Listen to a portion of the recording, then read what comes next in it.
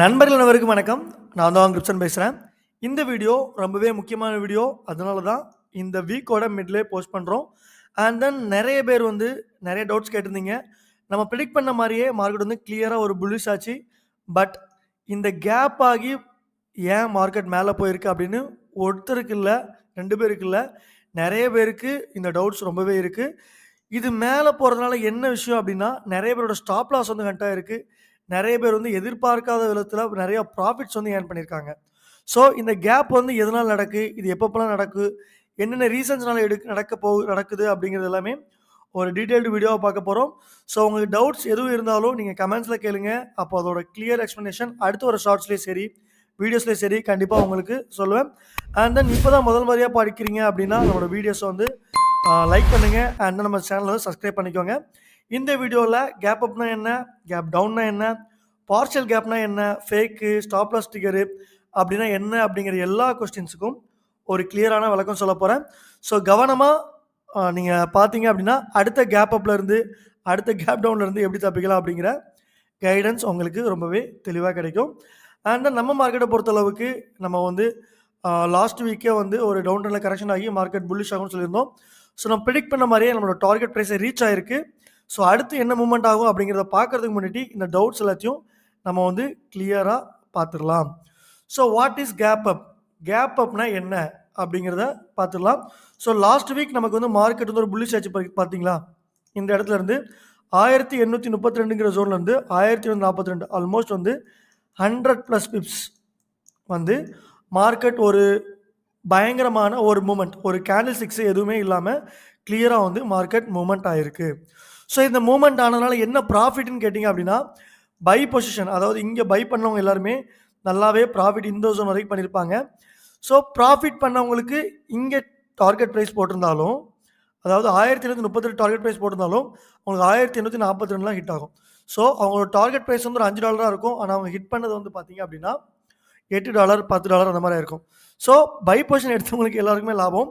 At the same time இந்த இடத்துல செல் எடுத்திருந்தாங்க அப்படின்னா அவங்களோட ஸ்டாப் லாஸ் 1832 போட்டிருப்பாங்க.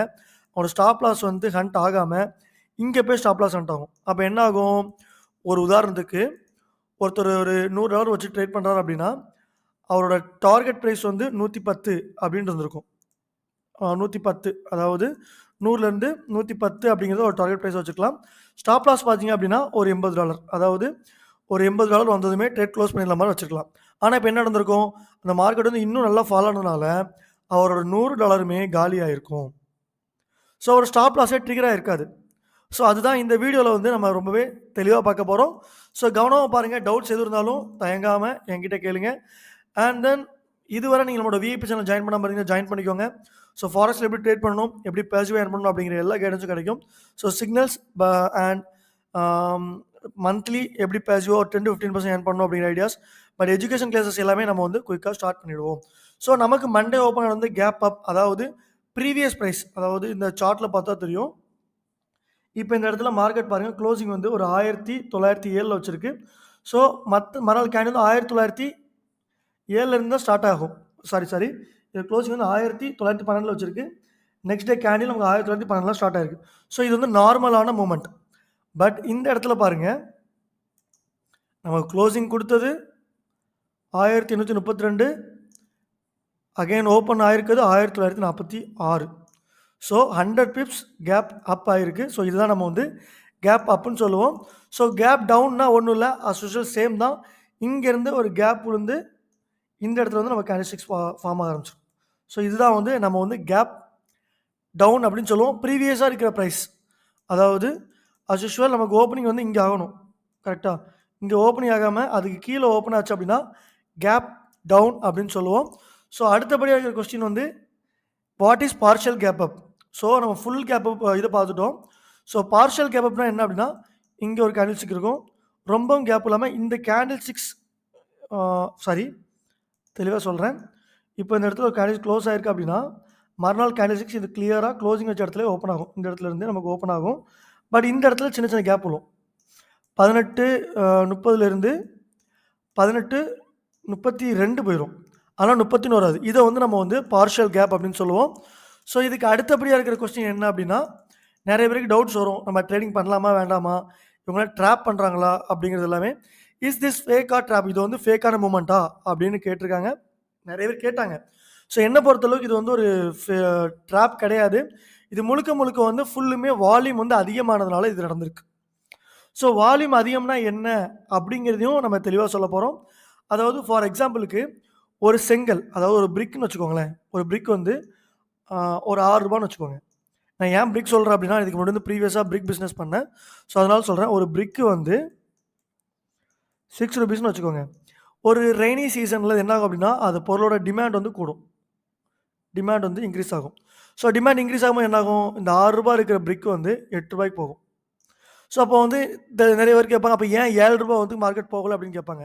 எதனால போகல அப்படின்னா, அந்த இடத்துல நமக்கு ஒரு ஹையான டிமாண்ட் இருக்கு. ஸோ அப்போ எந்த ரீசன்னால நமக்கு கோல்டு வந்து இந்த அளவுக்கு புல்லிஷ் ஆயிருக்கு? அப்போ கோல்டோட டிமாண்ட் அதிகமா இருக்கு. கோல்டு ஏன் டிமாண்ட் அதிகமா இருக்கு? வீடியோல லாஸ்ட்ல சொல்லியிருந்தேன். ஸோ நிறைய பேர் கவனிச்சிங்களா என்னன்னு தெரியல. நமக்கு வந்து இஸ்ரேல் பாலஸ்டைன் அவங்களோட வார் போயிட்டு இருந்துச்சு. ஸோ ஒரு வார் போயிட்டு இருக்கும்போது இன்வெஸ்டர்ஸ் எல்லாருமே வந்து கோல்டுலேருந்து கோல்டு தான் இன்வெஸ்ட் பண்ணுவாங்க. இஸ்ரேல்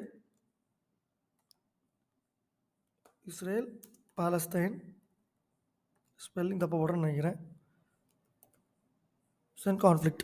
ஸோ இந்த இஷ்யூ எப்போ ஸ்டார்ட் ஆச்சு அப்படிங்கிறத நம்ம தெளிவாக பார்த்துடலாம். ஆல்மோஸ்ட் வந்து ஒரு வெள்ளிக்கிழமையிலேருந்தே பிரச்சனை ஆரம்பிச்சிருச்சு. ஆல்மோஸ்ட் நமக்கு மார்க்கெட் க்ளோசிங்கை பாருங்கள். நம்ம மார்க்கெட் க்ளோசிங் ஆனது வெள்ளிக்கிழமை 1830 புல்லிஷ்லாம் க்ளோஸ் ஆகிருக்கு. அண்ட் தென் அந்த வார் ஸ்டார்ட் ஆச்சு அப்படிங்கிறது நம்ம தெரிஞ்சதுமே இன்வெஸ்டர்ஸ் எல்லோரும் என்ன பண்ணிட்டாங்க, சேஃப் கவனாக இருக்கிற கோல்டில் வந்து இன்வெஸ்ட் பண்ண ஆரம்பிச்சிட்டாங்க. ஸோ நம்ம வீடியோவில் தெளிவாக சொல்லியிருந்தோம், மார்க்கெட் வந்து கண்டிப்பாக புல்லிஷ் தான் ஆகணும். அது எப்படி சொல்லியிருந்தோம் அப்படின்னா, நீங்கள் கோல்டோட ரேட்டை டே பை டே பார்க்கும்போது 8ஆம் தேதி பாருங்கள், நமக்கு ஒரு ₹400 கூடியிருக்கு ஒரு சவரனுக்கு. 9ஆம் தேதி ₹200 கூடி. ஆல்மோஸ்ட் வந்து நமக்கு மார்க்கெட் ஒரு நல்லாவே ஒரு பூமில் இருந்திருக்கு. ஸோ இதனால என்ன ஆயிருக்கு அப்படின்னா, வால்யூம் வந்து ரொம்பவே இன்க்ரீஸ் ஆயிருச்சு.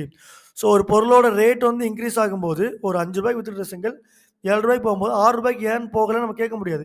ஏன்னா வாங்குறதுக்கு நிறைய பேர் இருக்காங்க.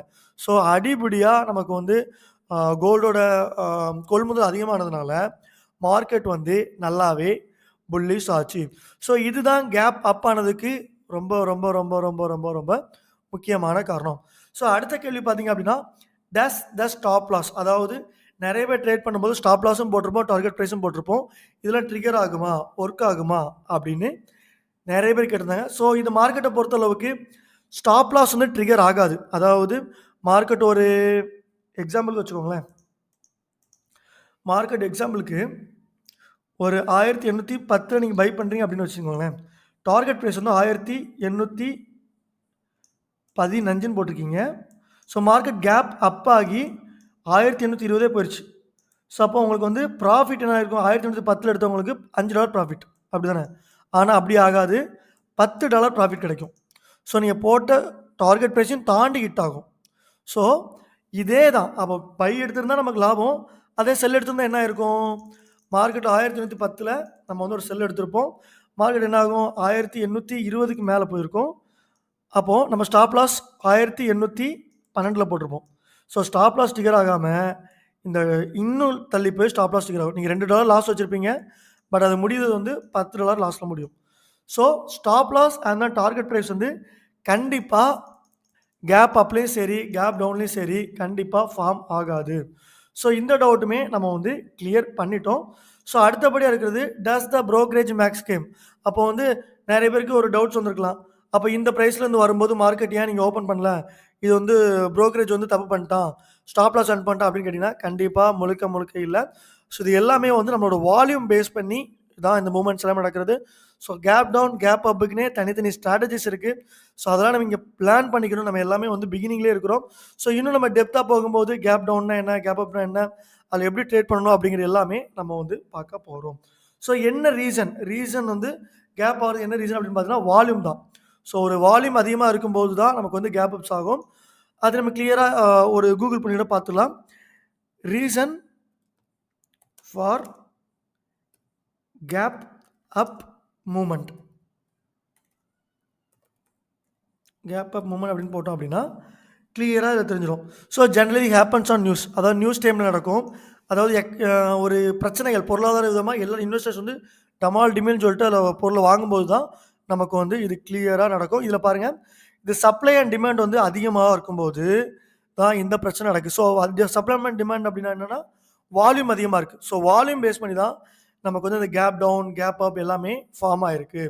ஸோ இப்போ கிளியராக தெரிஞ்சிருக்கும் ஏன் வந்து மண்டே மார்க்கெட் கேப் அப் ஆகிருக்கு அப்படின்னு.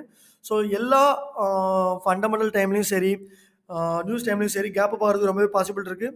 ஸோ வந்து ப்ராப்பராக ஸ்டாப் லாஸும் யூஸ் பண்ண முடியாது. நீங்கள் என்ன பண்ணணும் அப்படின்னா கவனமாக அதோட ஈக்விட்டி இன்க்ரீஸ் பண்ணிக்கணும். அதாவது இப்போ சாட்டர்டே சண்டே வந்து மார்க்கெட் லீவு, அப்போது ஸ்டாப் லாஸும் ட்ரிகர் போட முடியாது, டார்கெட் ப்ரைஸும் போட முடியாது. அந்த டைம் என்ன பண்ணணும் அப்படின்னா $100 போட்டிருக்கீங்களா, ஒரு $200 போட்டு வச்சுக்கோங்க. ஸோ அப்படி தான் நம்ம வந்து சேஃப்கார்ட் பண்ண முடியுமே தவிர இன்ஸ்டண்ட்டாக அந்த ஒரு டைமில் எக்ஸிக்யூஷனோ எதுவுமே பண்ண முடியாது. சரி, இப்போ கேப் டவுன் கேப் அப்னா என்னென்னு கிளியராக பார்த்துட்டோம். இப்போ நம்ம லாஸ்ட் வீக் அனலைசிஸ் பண்ண மாதிரியே கிளியராக நம்ம ட்ராப் பண்ண ஃபஸ்ட்டு டார்கெட் ப்ரைஸ்னா 1860க்கு போயிடுச்சு. இப்போ ரெண்டாவது இந்த இடத்துல இருந்து மார்க்கெட் ஃபால் ஆகுமா இல்லை புல்லிஷ் ஆகுமா அப்படிங்கிறதையும் ஒரு டீட்டெயில்டாக பார்த்துடலாம். ஸோ சார்ட்ஸ் பொறுத்தளவுக்கு நம்மளோட டார்கெட் ப்ரைஸ் ஒன்று நீட்டாக ரீச் ஆயிருக்கு. இங்கே பாருங்கள், டார்கெட் ப்ரைஸ் ஒன்று நீட்டாக ரீச் ஆயிருக்கு. ஸோ அப்போ அடுத்து என்ன ஆகும் அப்படின்னா டெக்னிக்கலாக கிளியராக ஃபாலோ பண்ணி ட்ரெண்ட் லைனை ஒபே பண்ணியிருக்கு. ஸோ அப்போ இந்த கரெக்ஷன் ஒபே பண்ணதுனால அடுத்து அதோட ரீட்ரஸ் ஜோன் இங்கே 1904 அப்படிங்கிறது அடுத்த ட்ரெண்ட் லைன். ஸோ அப்போ அடுத்த ட்ரெண்ட் லைனை வந்து ஒபே பண்ணுறதுக்கு மார்க்கெட் ரெடி ஆகிட்டு இருக்காப்புல. அப்போ இந்த இடத்துல என்ன நடக்கும், இன்னும் ஒரு நாள் நம்மளை எல்லாமே சோதனை பண்ணும். அப்போ என்ன ஆகும், நான் ப்ரிடிக்ட் பண்ண மாதிரி மார்க்கெட் இந்த இடத்துல இருந்து நம்மளோட ஜோன் டச் பண்ணிவிட்டு ரீடெஸ்ட்டும் சேம் டே கொடுத்துருக்கு. தெளிவாக காமிக்கிறேன். இந்த இடத்துல இருந்து மார்க்கெட் கிளியராக ஒரு புல்லிஷ் ஆகி நம்ம ட்ராப் பண்ண டார்கெட் ப்ரைஸ்க்கு போயிட்டு அங்கேருந்து ஒரு ரீடெஸ்ட் கொடுத்துட்டு அகெயின் புல்லிஷ் ஆயிருக்கு. ஸோ இந்த இடத்துல என்ன ஆகும், இங்கேருந்து வந்து ஒரு சின்ன கரெக்ஷன் வேணால் கொடுத்துட்டு ஒரு 1965 கொடுத்துட்டு க்ளீனாக நம்ம ரெண்டாவது டார்கெட் ப்ரைஸ் ரீச் பண்ணி நம்மளோட ட்ரெண்ட் லைனை டச் பண்ணுறதுக்கு ரொம்பவே பாசிபிலிட்டிஸ் இருக்குது. ஸோ அப்போ என்ன ஆகும், கோல்டோட மூமெண்ட் இன்னுமே புல்லிஷ் தான் ஆக போகுது அப்படிங்கிறத சொல்லாமல் சொல்கிறேன். ஸோ கவனமாக ட்ரேட் பண்ணுங்கள். ட்ரெண்டு சேஞ்ச் ஆகலை, ட்ரெண்டில் கரெக்ஷன் தான் நடந்துகிட்டு இருக்குது. ஸோ கவனமாக ட்ரேட் பண்ணுங்கள், ப்ராப்பரான ஸ்டாப் லாஸ் யூஸ் பண்ணுங்கள். ஸோ இதை பேஸ் பண்ணி நம்மளோட டெலகிராம் சேனலில் ஒரு திங்கக்கிழமையே பை கால் கொடுத்துருந்தோம். 1848லேயுமே நம்ம பை தான் கொடுத்துருந்தோம். அதோட டார்கெட் ப்ரைஸ் வந்து நமக்கு ஈஸியாகவே ஹிட் ஆகிருந்துச்சு. ஸோ அப் ட்ரெண்டில் பை எடுக்கணும், டவுன் ட்ரெண்டில் டவுன் எடுக்கணும். ஸோ அப் ட்ரெண்டில் நம்ம வந்து கிளியராக ஒரு பை எடுத்துருக்குறோம். மண்டேவே நம்ம கொடுத்த weekly analysis video 210 pips profit போயிட்டு இருந்துச்சு. ஸோ இதை நம்ம கொஞ்சம் வெயிட் பண்ணி கவனமாக நேற்று ஒரு பை கால் கொடுத்துருந்தோம். அதுவுமே நமக்கு ரொம்பவே நல்லா ஹிட் ஆகிருந்துச்சு. ஸோ இந்த மாதிரி நம்மளோட வீடியோ ஜாயின் பண்ணிக்கோங்க. என்ன டேரெக்டாக காண்டாக்ட் பண்ணுங்கள். டிஸ்கிரிப்ஷனில் என்னோட காண்டாக்ட் நம்பர் வந்து கொடுத்துருக்குறேன். ஸோ கோல்டை பொறுத்தளவுக்கு இன்னும் புல்லிஷ் தான் ஆக போகுது. So trend is our friend. ட்ரெண்டை பேஸ் பண்ணி நீங்கள் எப்பவுமே ட்ரேட் பண்ணால் வின் பண்ணலாம். ஸோ இந்த மாதிரி அடுத்த ஒரு வீடியோவில் உங்களே சந்திக்கும் வரை உங்களிடமிருந்து விடைபெறுவது உங்கள் கிரிப்சன்.